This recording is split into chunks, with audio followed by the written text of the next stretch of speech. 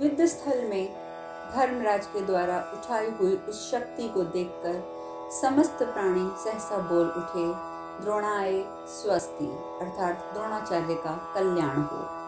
केंचुल से छूटे हुए सर्प के समान राजा की भुजाओं से मुक्त हुई वह शक्ति आकाश, दिशाओं तथा विदिशिकाओं को प्रकाशित करती हुई जलते मुख वाली नागिन के समान द्रोणाचार्य के निकट जा पहुंची। प्रजानाथ तब सहसा आती हुई उस शक्ति को देखकर अस्त्र वेत्ताओं में श्रेष्ठ द्रोण ने ब्रह्मास्त्र प्रकट किया। वह अस्त्र भयंकर दिखने वाली उस शक्ति को भस्म करके तुरंत ही यशस्वी युधिष्ठिर के रथ की ओर चला। माननीय नरेश, तब महाप्राज्ञ राजा युधिष्ठिर ने द्रोण द्वारा चलाए गए उस ब्रह्मास्त्र को ब्रह्मास्त्र के द्वारा ही शांत किया। इसके बाद झुकी हुई गांठ वाले 5 बाणों द्वारा रणक्षेत्र में द्रोणाचार्य को घायल करके तीखे शूरप्र से उनके विशाल धनुष को काट दिया। आर्य क्षत्रिय मर्दन द्रोण ने उस कटे हुए धनुष को फेंककर सहसा धर्मपुत्र युधिष्ठिर पर गदा चलाई। शत्रुओं को संताप देने वाले नरेश उस गदा को सहसा अपने ऊपर आती देख क्रोध में भरे हुए युधिष्ठिर ने भी गदा उठा ली और द्रोणाचार्य पर चला दी। एक बार गर छोड़ी हुई वह दोनों गदाएं एक दूसरे से टकराकर संघर्ष में आग की चिंगारियां छोड़ती हुई पृथ्वी पर गिर पड़ी। तब द्रोणाचार्य अत्यंत कुपित हो उठे। उन्होंने सान पर चढ़ाकर तेज किए हुए 4 तीखे और उत्तम बाणों द्वारा धर्मराज के चारों घोड़ों को मार डाला। फिर एक भल्ल चलाकर उनका धनुष काट दिया, एक भल्ल से इंद्रध्वज के समान उनकी ध्वजा को खंडित कर दिया और 3 बाणों से पांडुपुत्र युधिष्ठिर को पीड़ा पहुंचाई। भरत श्रेष्ठ जिसके घोड़े मारे गए थे उस रथ से तुरंत कूदकर राजा युधिष्ठिर बिना आयुध के हाथ ऊपर उठाए धरती पर खड़े हो गए। उन्हें रथ और विशेषता आयुध से रहित देख द्रोणाचार्य ने शत्रुओं तथा उनकी संपूर्ण सेनाओं को मोहित कर दिया। दृढ़ता पूर्वक व्रत पालन करने वाले द्रोण के हाथ बड़ी फुर्ती से चलते थे। जैसे प्रचंड सिंह किसी मृग का पीछा करता हो, उसी प्रकार वे तीखे बाण समूहों की वर्षा करते हुए राजा युधिष्ठिर की ओर दौड़े। शत्रु नाशक द्रोणाचार्य द्वारा युधिष्ठिर का पीछा होता देख पांडव दल में सहसा हाहाकार मच गई। पांडु सेना में वह महान कोलाहल होने लगा, राजा मारे गए, राजा मारे गए। तदंतर कुंती पुत्र राजा युधिष्ठिर तुरंत ही सहदेव के रथ पर आरूढ़ हो अपने वेगशाली घोड़ों द्वारा वहां से हट गए। इस प्रकार श्री महाभारत द्रोण पर्व के अंतर्गत जयद्रथ वध में युधिष्ठिर का पलायन विषयक 106वां अध्याय पूर्ण हुआ। संजय कहते हैं, महाराज तदंतर सुदृढ़ प्रक्रमी के कई राज बृहत्क्षत्र को आते देख क्षेम धूर्ति ने अनेक बाणों से उनकी छाती को गहरी चोट पहुंचाई। इससे क्षेममूर्ति अत्यंत कुपित हो उठा और उसने पानीदार तीखे भल से महामनस्वी के कई राजधनुष का भी धनुष काट डाला। धनुष के कट जाने पर समस्त धनुधरों में श्रेष्ठ बृहत्क्षत्र को सम्रांगण में झुकी हुई गांठ वाले बाण से उसने तुरंत बींध डाला। तदंतर बृहत्क्षत्र ने दूसरा धनुष हाथ में लेकर हंसते हंसते महारथी क्षेमधूर्ति को घोड़ों, सारथी और रथ से हीन कर दिया। इसके बाद दूसरे पानीदार तीखे भल्ल से राजा क्षेममूर्ति ने के प्रज्वलित कुंडल वाले मस्तकों को धड़ से अलग कर दिया। सहसा कटा हुआ घुंघराले बालों वाला क्षेममूर्ति का वह मस्तक मुकुट सहित पृथ्वी पर गिरकर आकाश से टूटे हुए तारे के समान प्रतीत हुआ। रणक्षेत्र में क्षेममूर्ति धूर्ति का वध करके प्रसन्न हुए महारथी बृहत्क्षत्र युधिष्ठिर के लिए हित के लिए सहसा आपकी सेना पर टूट पड़े। भारत उसी समय द्रोणाचार्य के हित के लिए महान धनुर्धर पराक्रमी वीर धनवा ने वहां आते हुए धृष्टकेतु को रोका। वे दोनों वेगशाली वीर बाण रूपी दाड़ों से युक्त हो परस्पर भिड़कर अनेक सहस्त्र बाणों द्वारा एक दूसरे को चोट पहुंचाने लगे। महान वन में तीव्र मद वाले 2 युद्धपति गजराजाओं के समान वे दोनों पुरुष सिंह परस्पर युद्ध करने लगे। उनका वह घमासान युद्ध देखने के योग्य था। वह सिद्धों और चारण समूहों को भी आश्चर्यजनक और अद्भुत दिखाई देता था। तत्पश्चात वीर धनवा ने कुपित होकर हंसते हुए एक ही भल्ल द्वारा धृष्टकेतु के धनुष के 2 टुकड़े कर दिए। महारथी चेदीराज धृष्टकेतु ने उस कटे हुए धनुष को फेंककर लोहे की बनी हुई स्वर्ण दंड विभूषित विशाल शक्ति हाथ में ले ली।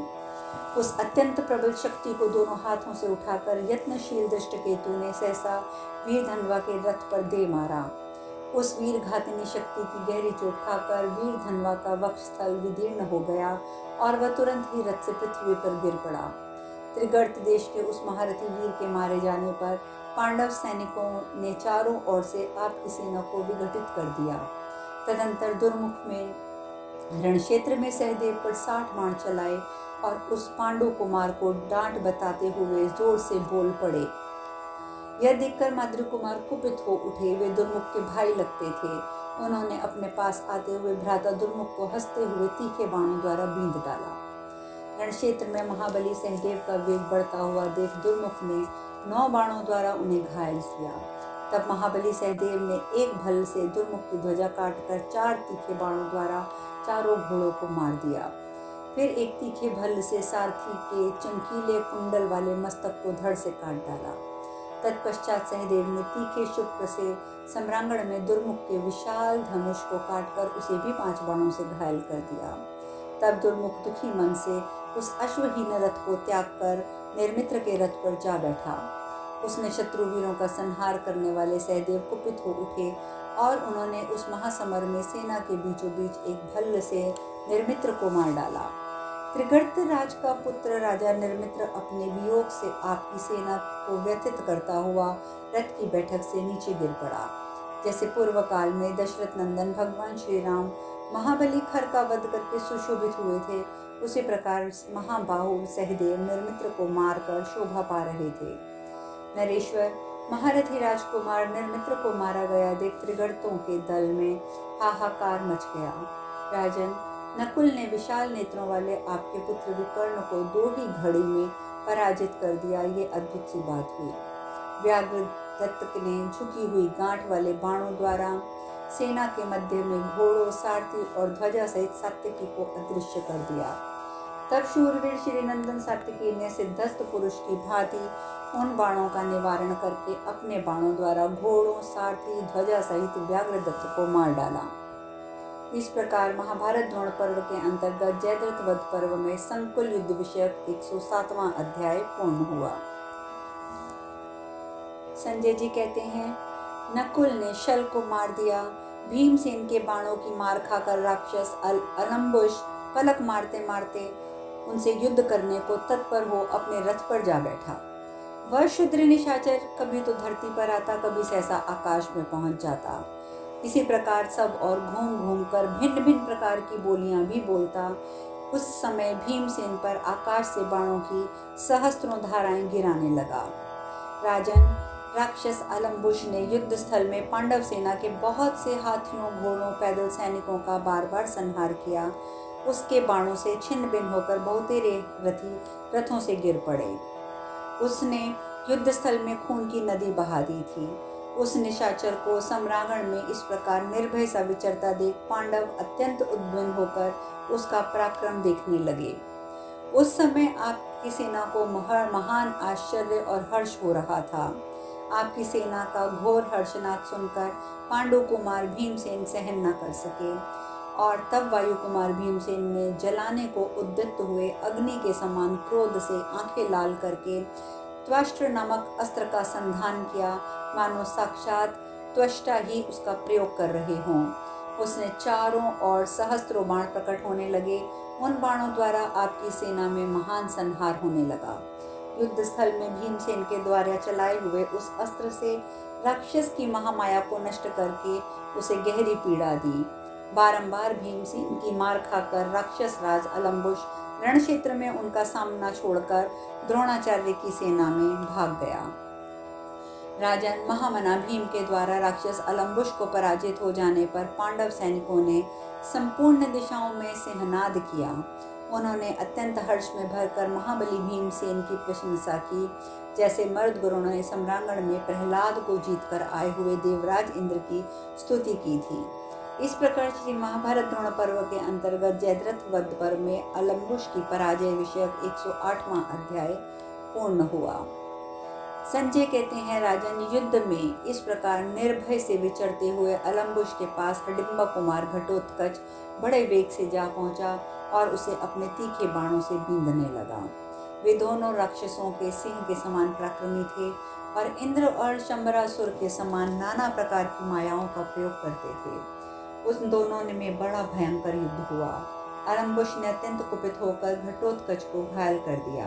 घटोत्कच ने 20 नाराजों द्वारा अलम्बुश की छाती में गहरी चोट पहुंचा दी। इस प्रकार अलम्बुश भी युद्ध दुर्मद घटोत्कच को बारंबार घायल करके आकाश को हर्षपूर्वक गुंजाता हुआ सिंहनाद करता रहा। इस प्रकार अत्यंत क्रोध में भरे हुए दोनों महाबली राक्षस राज परस्पर मायाओं का प्रयोग करते हुए समान रूप से युद्ध करते रहे। वे प्रतिदिन सैकड़ों मायाओं की सृष्टि करने वाले थे और दोनों ही माया युद्ध में कुशल थे। घटोत्कच युद्ध स्थल में जो जो माया दिखाता, अलम्बुश अपनी माया से उसे काट देता। और इसी प्रकार अलम्बुश को इस प्रकार युद्ध करते देखकर समस्त पांडव भी कुपित होने लगे। राजन, वे अत्यंत उद्विग्न हुए भीमसेन आदि श्रेष्ठ वीर क्रोध में भरकर रथों द्वारा सब ओर से अलम्बुश पर टूट पड़े। जैसे जलती हुई उल्काओं द्वारा चारों ओर से घेरकर हाथी पर प्रहार किया जाता है, उसी प्रकार रथ समूह के द्वारा अलम्बुश को कोष्ठबद्ध करके उन सब लोगों ने चारों ओर से उस पर बाणों की वर्षा की। उस समय अलम्बुश अपने अस्त्रों की माया से उनके उस महान अस्त्र वेग को दबाकर रथ समूह के उस घेरे से मुक्त हो गया, मानो को एक गजराज दावानल के घेरे से बाहर आ गया हो। उसने इंद्र के व्रज की भांति घोर टंकार करने वाले अपने भयंकर धनुष को तानकर भीमसेन को 25 और उनके पुत्र घटोत्कच को 5 बाण मारे। उसने युधिष्ठिर को 3, सहदेव को 7, नकुल को 73, द्रौपदी के 5 पुत्रों को 5 बाणों से घायल किया। तब भीमसेन ने 9, सहदेव ने 5, युधिष्ठिर ने 100 बाणों से राक्षस अलम्बुश को घायल किया। तत्पश्चात नकुल ने 64, द्रौपदी कुमारों ने 3 बाण उसे और मारे। तदंतर महाबली हिडम्बा कुमार ने युद्ध स्थल में उस राक्षस को 50 बाणों से घायल करके पुनः 70 बाणों द्वारा उसे बींध डाला और जोर से गर्जना की। उसके समान सिंहनाद से वृक्षों, जलाशयों, पर्वतों और वनों सहित सारी पृथ्वी कांप उठी। उन महान धनुर्धर महारथियों ने सब ओर से घायल करके बदले में अलम्बुश ने भी 5 बाणों से उन सबको भेद दिया। उस युद्ध स्थल में कुपित हुए राक्षस अलम्बुश को क्रोध में भरे हुए निशाचर घटोत्कच ने पुनः 7 बाणों द्वारा घायल किया। तदंतर पांडव और हिडम्बा कुमार घटोत्कच सबने उद्विग्न होकर सब ओर से अलम्बुश पर पैणे बाणों की वर्षा की। विजय से उल्लासित होने वाले पांडवों द्वारा समर भूमि में बिद्ध होकर मर्त्य धर्म को प्राप्त हुए अलम्बुश से कुछ भी न करते बना। वह समर कुशल महाबली भीमसेन कुमार ने अलम्बुश को उस अवस्था में देखकर मन ही मन उसके वध का निश्चय किया। उसने जलते हुए पर्वत शिखर और कटे छटे कोयले के पहाड़ के समान प्रतीत होने वाले राक्षस राज अलम्बुश के रथ पर पहुंचने के लिए महान वेग प्रकट किया। क्रोध में भरे हुए हिडिम्बा कुमार ने अपने रथ से अलम्बुश के रथ पर कूदकर उसे पकड़ लिया और जैसे गरुड़ सर्प को टांग देता है, उसी प्रकार उसने अलम्बुश को रथ से उठा लिया। दोनों भुजाओं से अलम्बुश को ऊपर उठाकर घटोत्कच ने बारंबार घुमाया और जैसे जल में भरे हुए घड़े को पत्थर पर पटक दिया जाता है, उसी प्रकार उसे शीघ्र पृथ्वी पर दे मारा। घटोत्कच में बल और फुर्ती दोनों विद्यमान थी। उसने रणक्षेत्र में कुपित होकर आपकी समस्त सेना को भयभीत कर दिया। वीर घटोत्कच के द्वारा मारे गए शाल कंटक के पुत्र अलम्बुश के सारे अंग फट गए। उसकी हड्डियां चूर चूर हो गईं और वह बड़ा भयंकर दिखाई पड़ता था। उस निशाचर अलम्बुश के मारे जाने पर कुंती के सभी पुत्र प्रसन्नचित्त होकर सिंहनाद करने लगे और वस्त्र हिलाने लगे। भरतश्रेष्ठ, टूट फूट कर गिरे हुए पर्वत के समान महाबली राक्षस राज अलम्बुश को मारा गया देख आपके शूरवीर योद्धा और आपकी सारी सेना में हाहाकार मच गया। पृथ्वी पर अकस्मात टूटे हुए गिरे हुए मंगल ग्रह के समान धाराशायी हुए उस राक्षस को बहुत से मनुष्य कौतूहलवश देखने लगे। जैसे इंद्र ने बलासुर का वध करके महान सिंहनाद किया था, उसी प्रकार घटोत्कच ने बलवानों में श्रेष्ठ अलम्बुश को मारकर बड़े जोर से गर्जना की।